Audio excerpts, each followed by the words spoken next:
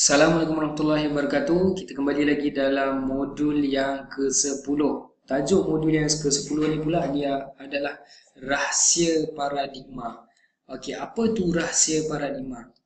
Rahsia paradigma ni dia adalah berkaitan bagaimana you nak tanamkan idea, satu idea tu ditanamkan di dalam minda bawah sedar customer.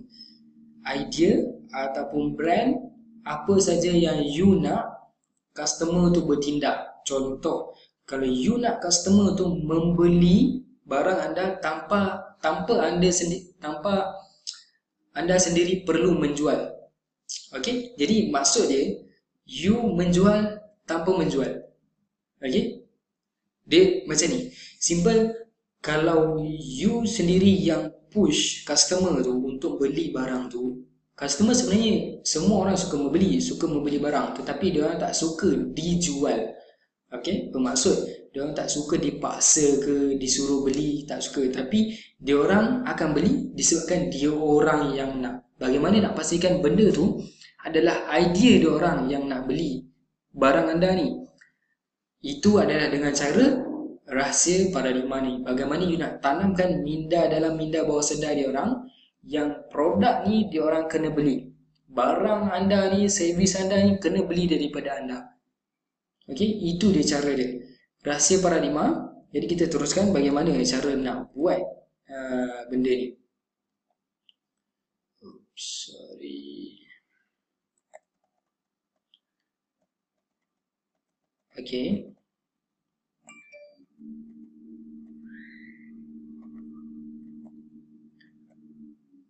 Ini dia rahsia paradigma. Pertama sekali, anda kena bina impian. Okey, anda kena bina impian bagaimana apa benda yang diorang nak sebenarnya. You kena bina satu benda yang buatkan diorang suka dengan benda tu. Okey, you kena terbitkan benda tu, you kena tanamkan benda tu. Okey, bina satu impian yang membuatkan diorang akan ingat benda tu. Bagaimana nak tanamkan dalam minda bawah sedar dia orang, you kena standby satu idea, satu impian yang boleh membuatkan dia orang membayangkan benda tu. Minda kita, dia ada minda sedar dan minda bawah sedar kita. Okey, minda sedar dengan minda bawah sedar. Minda sedar ni yang jadi bodyguard. Okey, minda bawah sedar ni kat dalam. Jadi bodyguard ni dia akan jaga apa saja maklumat yang dah masuk dalam kepala otak kita. Okey, bila dia masuk dalam kepala otak kita, dia akan tapis. Dan benda tu jugalah yang akan berbisik. Bodyguard tu jugalah yang akan berbisik benda ni bagus ke, jangan ambil lah, apa semua, jangan belilah. Benda tu juga. Jadi bodyguard dalam minda sedar kita ni, dia adalah minda sedar kita, bodyguard tu. Jadi dalam adalah minda bawah sedar. Bagaimana kita nak masuk dekat dalam tu? Bagaimana kita nak masuk ke dalam minda bawah sedar? You kena alihkan perhatian yang minda sedar ni, supaya dia terus masuk ke dalam minda bawah sedar. Bagaimana? Itulah dia kena bina impian yang membuatkan dia orang sendiri merasakan benda itu dengan ayat. Okey, dengan ayat yang betul, dengan impian yang betul-betul jelas, you boleh gambarkan benda itu kepada dia orang. Jadi kita kena alihkan perhatian. Contoh, bila nampak satu iklan tu lain daripada yang lain, tak membuatkan kita macam tu, and then benda tu dia membuatkan kita nak tengok. Disebabkan kita tengok benda tu, and then tiba-tiba dia tunjukkan produk dia. Sebenarnya dia benda yang lain daripada yang lain. Dia sebenarnya lagu, contohlah lagu kan. Lagu benda tu lain daripada yang lain. Kita suka tengok sebab lain daripada yang lain. Benda tu jugalah yang alihkan perhatian minda sedar kita. Minda bawah sedar kita tiba-tiba masuk dengan lagu tu. Contoh lagu apa? Yang PPAP tu kan. Okay. Lagu tu sebenarnya dia macam entah apa, pelik kan. Disebabkan minda bawah sedar anda, dia nampak benda yang lain daripada yang lain, dan tiba-tiba dia nak tengok. Contoh macam accident, perasan tak?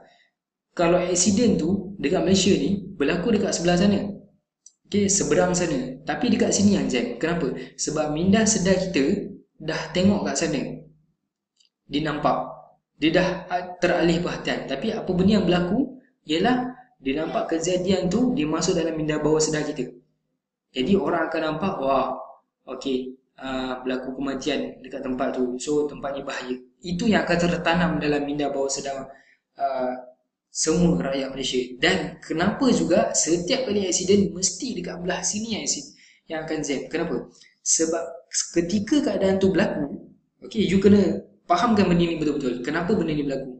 Ketika benda tu berlaku, diorang dah teralih perhatian. Minda sedar ni bodyguard kepada minda bawah sedar ni.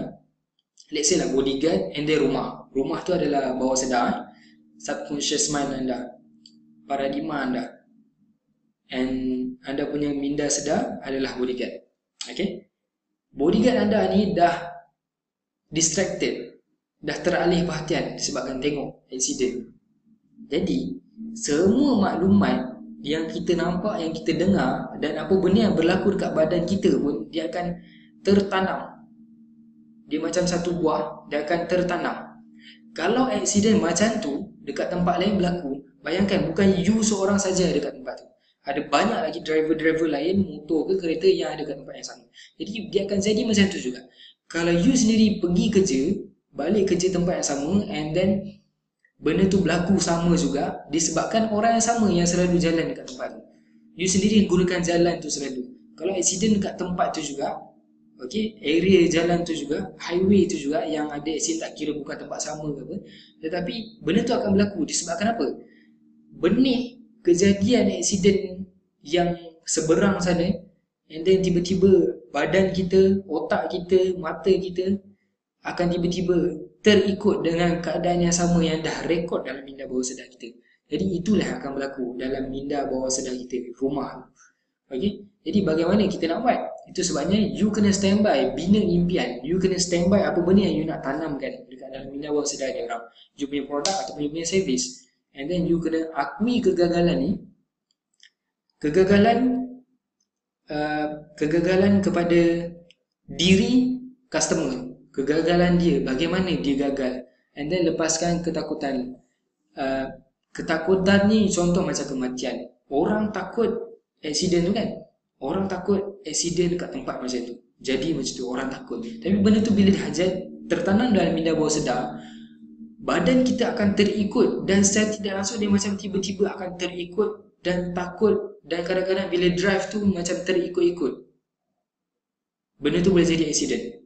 Okay, itu dia, lepaskan ketakutan tu. You kena lepaskan ketakutan tu, you kena buang, and then sahkan keraguan. Sahkan keraguan maksud dia, you memang ada perasaan was-was tu sebenarnya. Benda tu boleh ke jadi dekat aku? Okay, you kena bagi tahu benda tu. You kena jelaskan benda tu. You kena sahkan yang benda tu dekat customer boleh menjadi atau tidak. Dekat you punya produk bagaimana? You kena akui kegagalan. Contohlah produk kecantikan, bina impian, bagi diorang nampak yang diorang akan jadi lebih cantik, lebih kemas, lebih yakin. Itu impian yang you nak tanamkan. Okay? Akui kegagalan pula. You kena bagi diorang nampak kegagalan tu yang diorang dah gagal dengan produk-produk lain apa semua. You kena, that's why kalau you perasan iklan-iklan, diorang cakap anda dah dia macam distracted lah, apa, muka berjeragat, muka berminyak ke apa semua kan, muka tak putih ke, muka hitam legam ke. Jadi itu yang distracted, itu yang nak tarik perhatian, nak alihkan perhatian bodyguard tu, minda sedar kita. Itu dia. And then akui kegagalan itulah yang ayat yang kita boleh, yang kita kena standby ni adalah diri kita sebagai penjual ke, sebagai orang yang nak tanamkan idea tu, you kena standby benda ni. And then lepaskan ketakutan. Lepaskan ketakutan pasal contoh nak beli produk kecantikan tu, dia orang takut. Sebab takut tak menjadi, sebab mahal ke, maybe you punya produk mahal ke, murah ke, orang takut. Murah sangat kenapa ni? Bagus ke tidak? Mesti tak best. You kena jelaskan benda tu, you kena ada jawapan untuk benda tu. And then sahkan keraguan pula. Keraguan, you kena hilangkan dia orang punya keraguan, and kena cakap, you betul-betul saya yakin anda semua ragu apa semua, and then you kena ceritakan juga benda tu yang berlaku pada diri anda. Sebab diorang nak rasakan benda tu bagaimana. You merasakan benda yang sama ke? Adakah anda memahami ataupun tidak? Pun juga macam tu. Dan lontar batu pada musuh bermaksud you kena bagi nampakkan pada diorang sebenarnya benda ni of course, bila you jual produk atau servis, you sendiri ada, you punya cerita sendiri. Bila you jadi visionary dalam alim akademi sendiri untuk lahirkan usahawan you sendiri, you ada sebab kenapa you buat benda ni. Sama ada you tak berpuas hati dengan sistem dunia ke, sistem daripada segi sosial ke, yang tak betul ke, you nak perbaiki ke arah lebih baik. Jadi, siapa musuh tu, sama ada dot ke kan, sama ada satu persatuan ke, itu dia. Jadi, lontar batu pada musuh. Seterusnya pula, persoalan utama. Apa dia persoalan utama? Persoalan utama, adakah dia boleh berkesan atau tidak? Kita akan tengok kat sini. Persoalan utama, kesedaran, plural ajaib, perantak copywriting, try close dan penguat keinginan.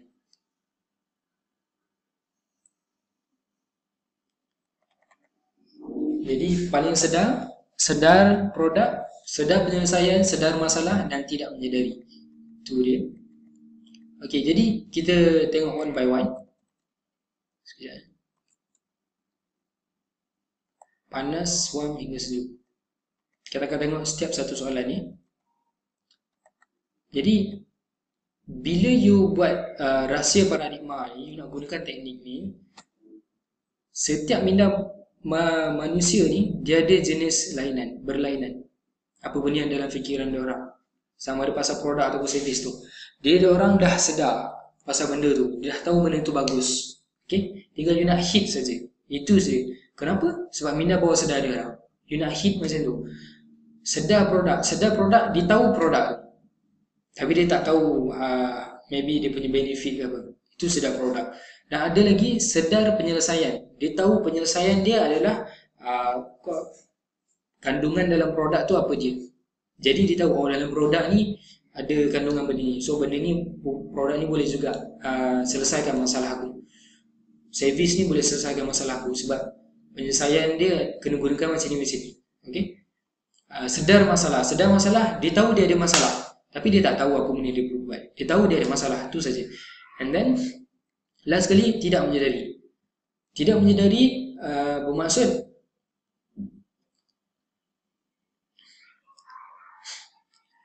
kat sini dia tak tahu apa benda yang dia buat. Okay? Dia tak tahu apa benda yang dia buat. Dan dia tak tahu apa benda yang terjadi.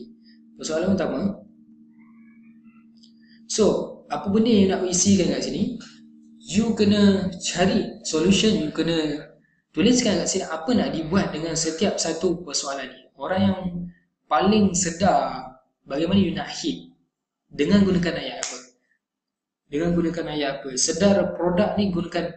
Dia sedar produk, tahu produk tu, tapi bagaimana you nak gunakan ayat.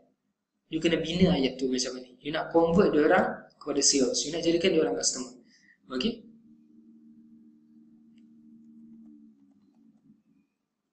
Seterusnya pula persoalan utama yang tadi. Apa masalah aku? Macam mana aku boleh perbaiki? Persoalan utama ni pula, ni you kena cakap pada you punya customer. You punya customer atau prospek, you kena soalkan pada dia orang. You kena soal juga pada diri anda, apa benda tu, apa masalah dia, macam mana anda boleh perbaiki benda tu. Okay? Jadi bagaimana nak selesaikan persoalan ni, you kena cari jawapan dia. Bila you dah tahu jawapan dia, you akan buat copywriting pun senang. And then you nak approach customer pun you dah senang. And then seterusnya pula, macam mana perbaiki penting juga. Sebab ni adalah persoalan utama yang you kena jawab. Okay? Bila you dah jawab benda ni, senang nanti you nak buat, nak tanamkan dalam minda bawah sedar dia orang, gunakan rahsia paradigma ni.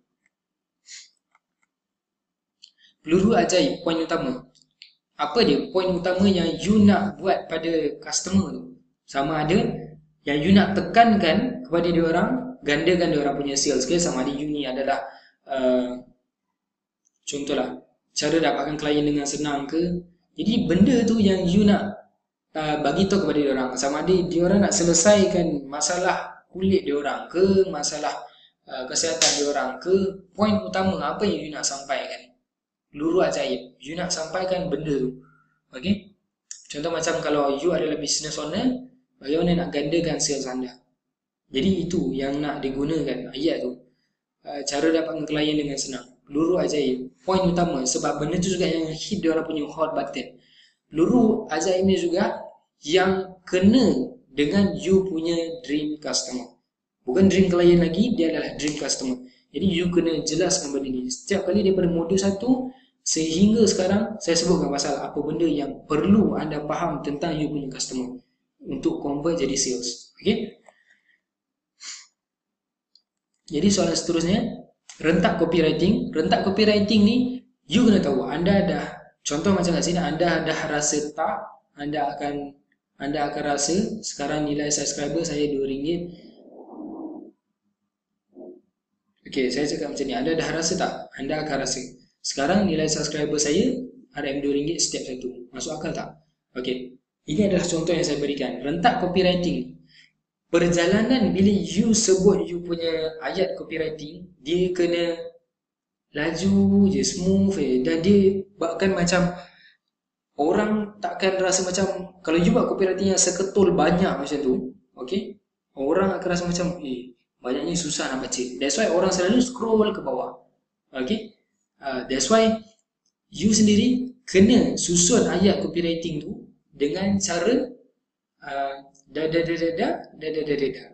Maksud, kalau you sebutkan ayat ni macam tu, anda dah rasa tak?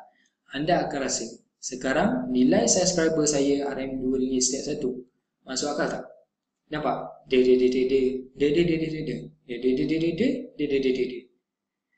Dan nada suara pun main peranan. Bila customer tu membaca, diorang sendiri akan rasa semangat tu. Bila you tulis ayat, nada tu juga akan efek pada diorang. Efek pada diorang untuk membeli. Okay? And then seterusnya pula, bagaimana nak try close. Try close diorang kena gunakan ayat. Masuk akal tak benda ni? Anda faham tak? Hebat ke hebat? Contoh macam saya gunakan betul ke betul, hebat ke hebat. Ayat terawal, ayat yang pertama dan ayat terakhir, orang akan ingat. Contoh, Assalamualaikum, orang akan ingat yang pertama. Contohlah, Hai, orang akan ingat yang pertama. Masalah Facebook, orang akan ingat yang pertama. And then last kali pun orang akan ingat. Dan benda tu juga orang akan repeat. Contoh kalau you tanya pada public, you set appointment ke jumpa orang ke apa, you tengah on call ke, you tanya bagus ke bagus? Bagus. Dia akan sebut ayat terakhir. Kalau perbincangan tu panjang, ayat terakhir yang dia akan sebut balik apa punya you sebut pada dia orang. Okay? Itu dia try close. Try close ni gunakan ayat macam-macam. Masuk akal tak benda ni? Jadi gunakan ayat ni. Try juga benda ni. Masuk akal tak benda ni? Anda faham tak? So bila cakap faham, okay, faham, you try close. Jadi macam tu kita proceed dengan payment macam ni. Okay, kalau tiba-tiba ditanya soalan, jawab lagi. Bagusnya bila diorang ada soalan, you kena ada jawapan.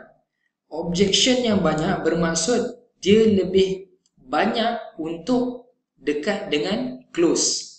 Okay, bila banyak sangat objection, iaitu soalan, banyak sangat soalan sebab diorang nak tahu, itu dah membuatkan customer tu qualify untuk jadi customer. Okay, prospek tu dah qualify untuk jadi customer dan nak membeli. Tinggal anda saja untuk gunakan ayat beli, bagi order form. Itu je. Jadi seterusnya,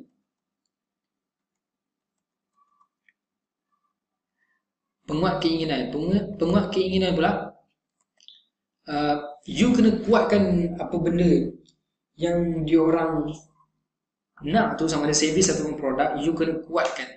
Contoh, you nak cakap, saya yakin macam puan sendiri perlukan sangat-sangat sebab keyakinan untuk menjadi seorang guru ke, contoh kalau dia seorang guru, keyakinan sebagai seorang isteri ke, untuk nampak lebih cantik di depan mata isteri, di depan mata suami adalah amat penting.